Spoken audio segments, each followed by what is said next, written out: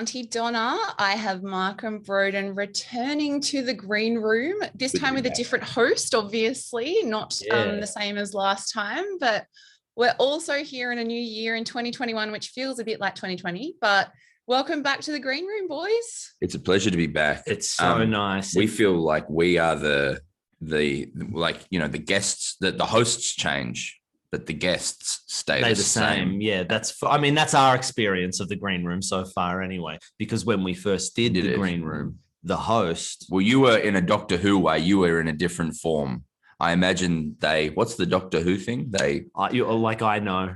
You're the geek boy. I know I'm a big nerd geek boy. I'm not that much of a geek nerd boy to the point where I like Doctor Who. Well, let's ask someone who has done the Doctor Who,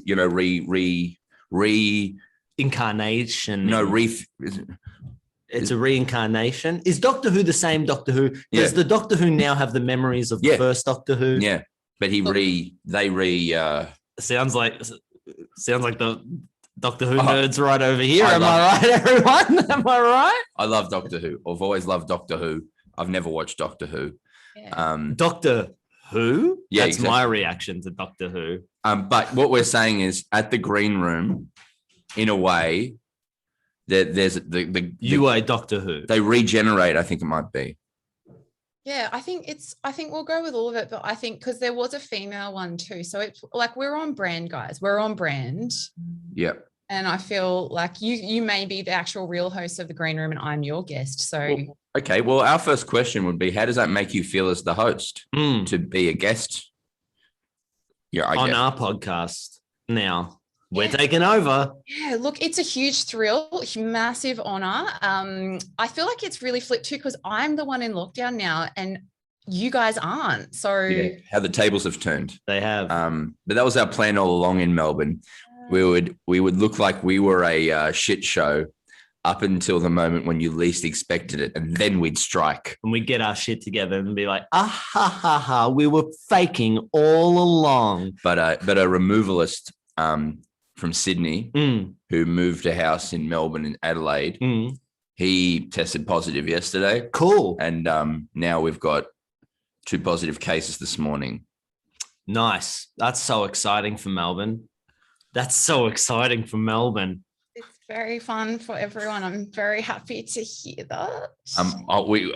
Let's just hope that it, really screws Adelaide as well. Yes. Yeah. Fingers crossed. Yeah. Look, we need to share the love a bit more, guys. I feel it. And I guess I'm hoping that it doesn't eventuate into anything like what we've got going on here at the moment, losing our shit. But the exciting thing about you guys being allowed in the same room and around people again, hypothetically, it's beautiful. Hugging that beautiful moment. This filmed? Does this go out filmed? Because good, so otherwise... For those who aren't watching the video, Mark and Broden are embracing with an unidentified human behind them. Yeah, we don't know who that is, but that's all right. We'd like to ignore that if that's okay. This is the man who makes all of our music, Tom. Oh, that is Tom. But I'll say can I just explain? He came in the door and he did a gesture like, I'm going to be quiet. Sorry. I won't make any noise. And then has proceeded to walk into the frame of the interview and stand there. I know it's at your desk, Tom, but still. It's the journey from, I won't make a noise, to walking into shot. Anyway, that's Tom. He makes all of the music. So from our Netflix show or our live shows, he produces it all. And he also eats Milo for breakfast. What a champion. What an absolute champion. Yeah. Yeah, and he loves his big iced coffees as well. Yeah. My man. Well, and on the topic of the live shows, we will see some of his work in action because we have the upcoming The Magical Dead Cat tour. Correct. As of this week, you're also expanding and announcing new shows. Yeah. Now, I can't help but notice, obviously, Zach is missing, but I also couldn't help but notice The Magical Dead Cat is not in attendance today. So, no. Well, to be honest... Tell her. Well, here's the thing.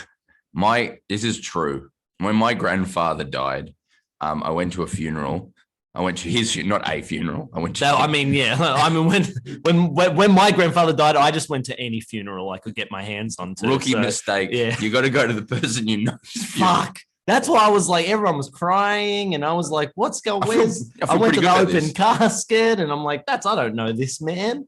It was very strange times. However, I went to the funeral of my grandfather, That and makes sense. I met a distant cousin. You'll never guess what he did. He's a taxidermist. Now, his name's Gary. Now, when we said that we wanted a cat in this show, I said, I know just the guy. I met a guy at the funeral of my grandfather. This is all true, Tiana. And I rang him up. I said, hey, I'm your cousin. He went, oh, yeah. I said, can I have a cat? He went, oh, you can borrow one. And then, so I drove out. Temporary cat. It's yeah, so temporary. he's got a couple. Okay, these are a lot. He's got a couple more in the freezer, that are ready to go for the tour. The one in the trailer is because it's a magical dead cat, much like Doctor Who. The cat can shapeshift, or at least that's the lie that we're telling the general public, so that when they see a different cat on tour with us, they're not going to get mad. These all cats. They all died of natural causes, by the way. We're not going out killing cats. Actually, this production is not killing cats. I'm not killing cats.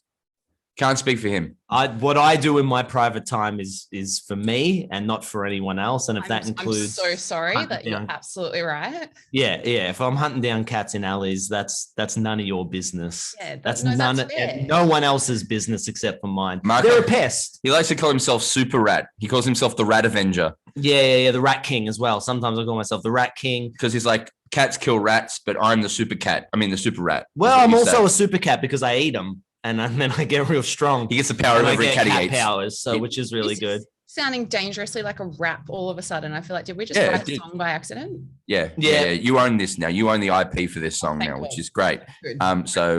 Anyway, the real cat's in a fridge. Yeah, so we're gonna get a different cat. He's in a freezer out in Thomastown. He said, cousin Broden, let's sort you out with a cat. But obviously the hide, it's not ready yet. So we had to use a temporary cat. Yeah. I picked him up from the factory out there. I put him in the car next to me. I put a seatbelt on him. This is all true. I was driving along. Yeah. I forgot the cat was there. Yeah. Because when it's just the hide of a beast, it's not the actual soul of the beast. And I looked to the left and I saw the cat and I actually jumped because I forgot the cat was there. It's very scary when you're just carrying around a dead cat. It's not even a dead cat. It's the hide of a cat. It's the hide of a cat.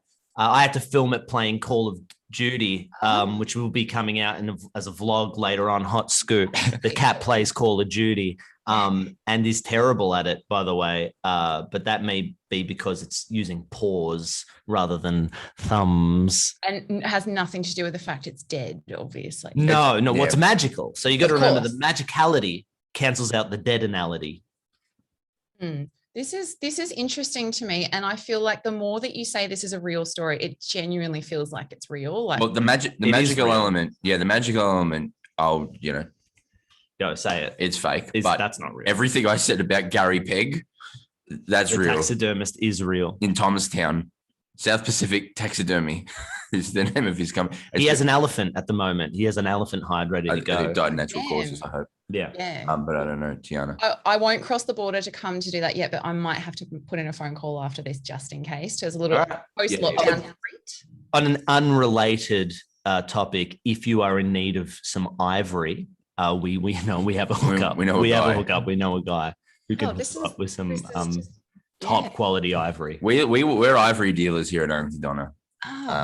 We sell ivory. And not a lot of ebony though. No. We stay away from the ebony because it's harder to source. Yeah. Well, I feel like there's a lot more going on behind the scenes of this show, guys, and I'm actually quite excited. And as people who do love performing and you go way back with that in your genes, how does it feel to actually be allowed to get out on stage? Really, good. Yes. Well, I mean, and we haven't yet. That's the thing is like... We haven't written any new sketches. Do you want to see them? Yeah, we can show you what we wrote. Whenever people have been like, hey, how's the show writing going? I say really good yesterday. And I mean this. I say yesterday we wrote a sketch called Poos That Fart. And so we're pretty happy about that so far. These are the sketches we've written so far. So you got footy commentary, country cafe, choo choo. Choo choo hasn't really been written. That was more of a Zach fever dream that we. He just started to pretend to be a train, and so we're like, okay, that might make it into the show. Savings Mark went into a cafe once, and when they said, "How do you want to pay, credit or savings?" He said, "Savings, more like spendings." Because I'm a comedian. I don't get it. I don't understand the joke. Oh, well, because so when like they call it a savings account, but it's like, well, God, they should call it a spendings account, because I actually spend out of there more than save. I actually have a separate high interest account where I do my savings. So that should be my savings account. Why don't they call this account spendings? If you see the show and that isn't in it, it's not in the show, you'll know it's because it was too good. Now, sometimes you might have to say that. That's gold. And we don't show anyone. Um, Oh, sorry. What was that? You've got solid gold here, guys. I think you should hold on to that one. You just wait. We had the idea of literally just doing the Grease mega mix. Yeah, just doing it. Like, Dad, this is literally an idea that we had. We went, let's just do the song. Just do Grease Lightning. Sing it or just play the song. Just play the song, and dance to it. Cute. I'm into it. This is not selling the show well. I know. I'm sorry, but it's gonna be fine. A sketch around Freaky Friday. Oh, yep. Yeah, because we had the idea. It was like, what if we bump into each other? And then it's like, wait a second.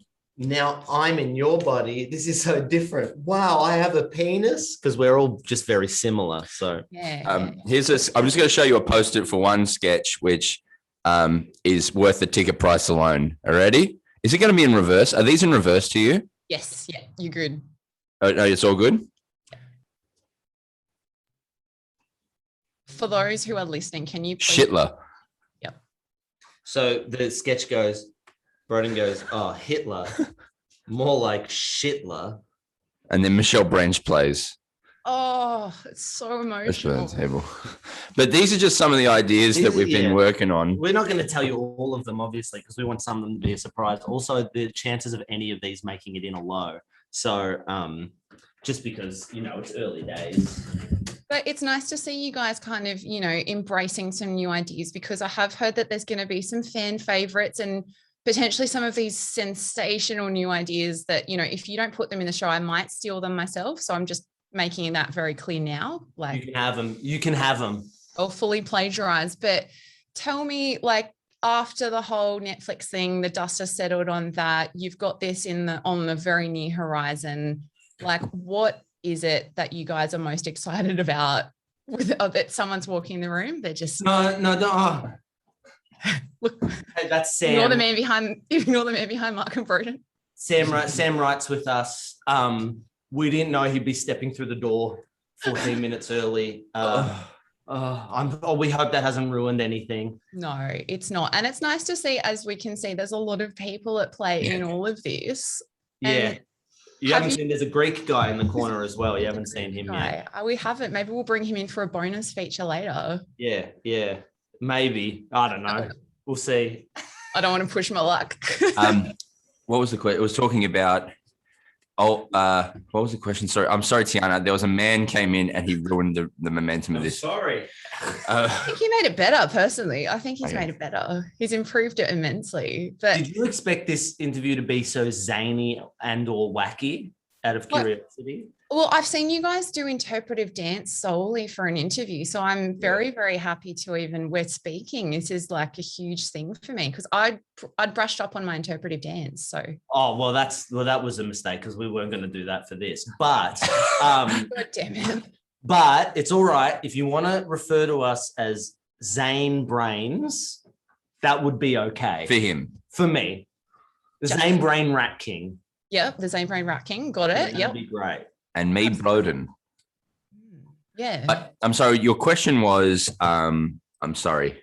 No, don't be sorry. Like, as we can see, you guys are obviously got a lot on the go frequently, and you've got lots of people involved in all of this, but the dust has settled on the Netflix series. Yes. There's been so much happening. We're in a new year. We're still kind of dealing with the same old crap, but like, what do you guys adore about the performance aspect of all of this? That's right.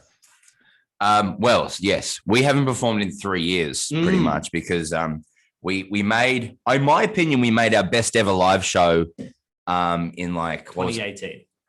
Was it 2018? Yeah. It was called Glen Ridge. It was about going to high school. And it was like we'd been making live shows for like 8 years, and we'd kind of built how we made shows, and we got to a really good point with that show. And then at the end of that year, the Netflix process kind of started. And so we didn't have time to write another new live show. And so we missed out on a year of making another show. And then the year after that was more missing out on it. And then there was the COVID year. So it actually ended up being 3 years where we got to a point where we felt like we were in a really great position with our live stuff, which is where we come from. We come from live, we come from theater. It's our favorite thing to do.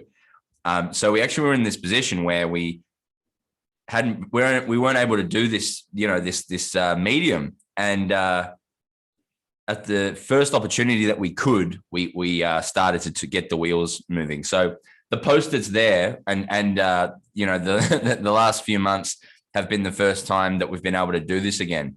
And it's super exciting because live, unlike all other elements of being an entertainer like TV or podcast or whatever, or I guess, lots of different areas, it's something that we can fully control. We can make a show that doesn't take network notes, and it doesn't take, it doesn't take direction from anywhere else. It's just purely unbridled, our group's,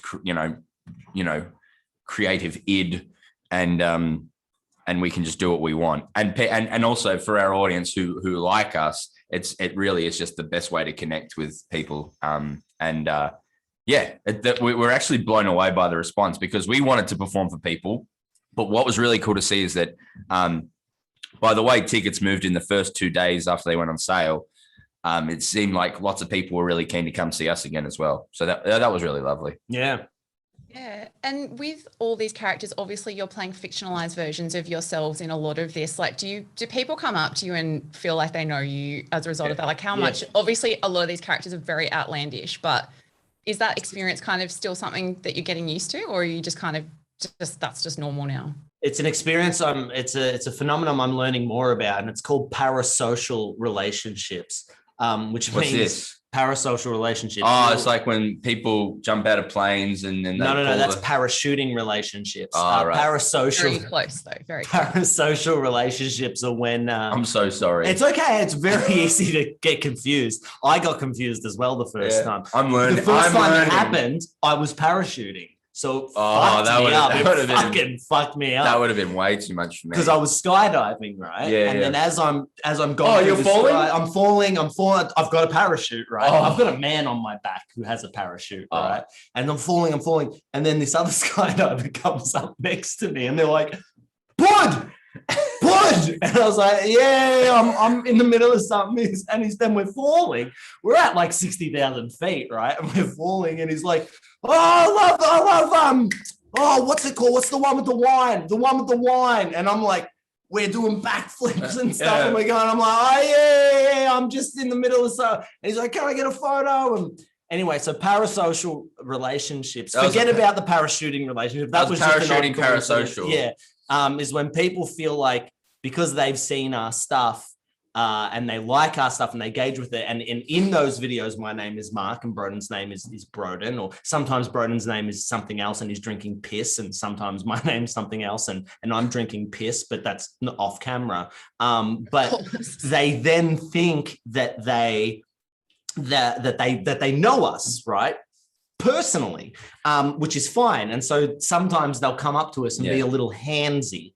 And I guess what I'm saying to those people is, you can say hello without the hands. You can say hello. You don't need to get all touchy-feely. But so I've had on 2 separate occasions, people pull their cars over onto the side of the road, like slam their brakes on, pull their cars, get out just to say hello and want to get a photo, just to let me know how much the show has meant to them, which has been incredible. It's been really, really nice how often the ones who don't want to touch you just want to come up and say, hey, I really love that show. That meant a lot to me, and your work's meant a lot to me. That's a really cool part of the job. I just wanted to add on that he said that his real name's Mark, my real name's Broden. Oh, yes. Not true. My real name, I go by Kinnersley Smith.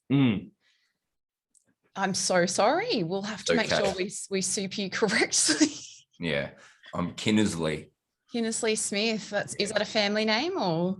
No, it's a guy I went to high school with. I just thought of him. I'll just make sure we tag him on Instagram after this. I think he's a chiropractor now. Also, he loves hockey. He loves field hockey. Can you hook me up? I got some lower disc. I wouldn't go to Kent. All right. You heard it here first. Yeah, that's a huge scoop. And I guess off the back of that, what do you think it is about your, incredibly unique combination of absurdity and reality that resonates so much with people, not just in Australia? Like, it's such a niche thing. Like, how are you getting RuPaul to get on board the Aunty Donna train? That I don't know. You can never. that one I don't know. Yeah. RuPaul's husband is Australian, so I think Ru would have been exposed. We call her Mama Ru. I think Mama Ru would have been exposed to it potentially through his husband. But we got a real drag sense of humor a little bit. Like, drag is so fucking over the top, and we are too. We got a little RuPaul badge, which we love. They sent that to us, and we were so thrilled to be a part of that show. And it was just the greatest thrill to see us come up on RuPaul Down Under and have 95% of the queens just see the utter confusion in their eyes. And they were just, who the absolute fuck are these people? That was really exciting. But one was really happy. One was really happy. And the other 5 were like, I don't know who these people are, but hey, that's on them, in my opinion. That's you need to take some initiative. I agree. Yeah. I'd say that I think when it's like music as well, I think when something different, not mainstream, connects with you connect in a very, very deep way. I've had it all with different music. I think we all have. And when something strikes a chord with you and connects with you, then it really endears you to them. It's not like, it's so I think when you are on our frequency, when we get you right in the frequency, people seem to really lock in. And then, there's no profile type that, that fits. It can be Neil Patrick Harris. Yeah. Or it can be a bunch of year 9s. I was at the zoo. I was at the zoo kind of just after the show came out. Did they lock you in? No, yeah, in the bloody monkey cage, and I was like, "Let me out! I'm just Italian." They were very racist, but I was at the zoo, and I had a couple who were in their 60s. So I had a very young couple come up to me. They were like maybe in their teens, late teens. I was like, "Oh, you better be using protection." And they were like, yeah, we're using protection. And then I had a couple, and they wanted to get a photo. And then I had a couple in their 60s come up to me, and I was like, "You better be using protection." And they're like, yeah. Sure, I went through menopause. Yeah, they're like, we don't need it. And but the couple in their 60s also wanted a photo. And they were like, "We love your stuff," because they were like, "We grew up watching things like The Young Ones and Monty Python and Adventure Time.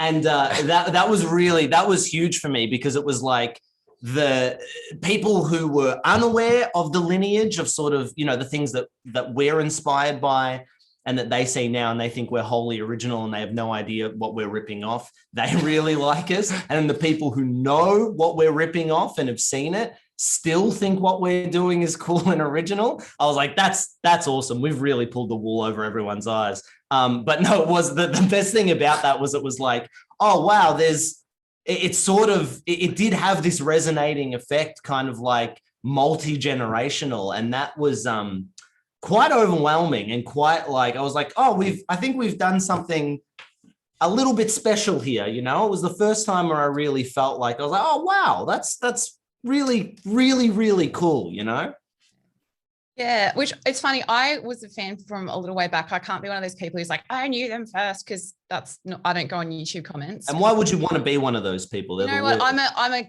just like to jump on the bandwagon. But what really sold me was seeing Mark, you wearing a Mr. Bungle shirt. I was like, excuse me, what? Like he likes Mr. Bungle. I adore Mr. Bungle, and so I already liked you, but that just sealed the deal. You had me from Mr. Bungle. Yeah, no, I am a huge Mike Patton fan. Are we and I don't know. I don't know if you know this, but tell them the Weird Al Yankovic story. Oh, well, I'll tell you the Weird Al Yankovic story first. But I was talking, well, they tie in together. I was talking to Weird Al Yankovic on the set of Aunty Donna's Big Old House of Fun, now streaming on Netflix. And he was like, oh, what are you doing after the shoot? Because we were shooting with him on the very last day. And I was like, oh, after the shoot, I'm going to see this band called Mr. Bungle. They haven't released an album in 20 years. And I've got tickets to see them performing their first ever demo, Raging Wrath of the Easter Bunny. I had tickets to see them in LA, New York, and San Francisco. So my cousin was coming to LA and we were just going to follow Mr. Bungle around America, seeing them do all their reunion shows, right? I'm sure you're aware of this show, right? I got to see it 3 fucking times. It was incredible, right before lockdown and shit. I'm really respectful of that, but I also hate you a little bit, right? That's fair. And so I'm telling this to Weird Al Yankovic, and who's like a absolute fucking hero of mine and all of ours. But the first time I ever performed in front of people ever was when I was in year 7, and for our school talent competition, I lip synced to his polka that's off the Running Scissors album, right? And I also knew all the words, and still do know all the words to his version of 1 Week by, it's been 1 week. I can't remember who's it. Is that? Bare Naked Ladies. It's the Bare Naked Ladies. Is it the Bare Naked Ladies? Yeah, the Bare Naked Ladies, right? Bare Naked Ladies. But he does it about Jerry Springer, and I know all the words to it, and I can do it really, really fast, like as quickly as he does. And I became known as the Jerry Springer kid, right? So it was weird at school. All the year 12s used to get me to do it for them on the bus. So anyway, I'm talking to Weird Al Yankovic, huge hero of mine, about Mike Patton, who's like one of my biggest fucking idols. And then he just goes quiet and goes on his phone. I'm like, oh, that's all right. He's probably done hearing me talk about Mr. Bungle. And then after like 5 minutes, he just shows me a photo of him and Mike Patton in the 90s together. They're just hanging out. He's like, yeah, I know Mike. Look, here's me and Mike. We're good friends. He's a great guy. I started telling me stories about Mike Patton. And I'm like, this is the coolest thing that's ever happened to me in the world. I should say Mike Patton's actually my favorite singer. Is this accurate? More than Mark. More than Mark. Wow. What's your favorite project that he's done? The Project. Although Mike Patton's been on The Project, I suppose. The story checks out. Fair Well, here's to more exciting times like that ahead. Here's to some more incredible tales that you gentlemen will weave for us all. But I hope that the magical Dead Cat tour continues without a hitch. Please come to Sydney regardless. We'll just Zoom it. We'll do something. We'll make it work. But we'll figure it out. It's an incredible time. It's so exciting to see you guys just continue to get bigger and better. And I'm just so excited to see what happens for you in the rest of the year. Very lovely. Thank you very much. Thank you to Green Room for always talking to us. And thank you, Tiana. And thank you, Zig. Thank you, Tiana. And thank you, Zig.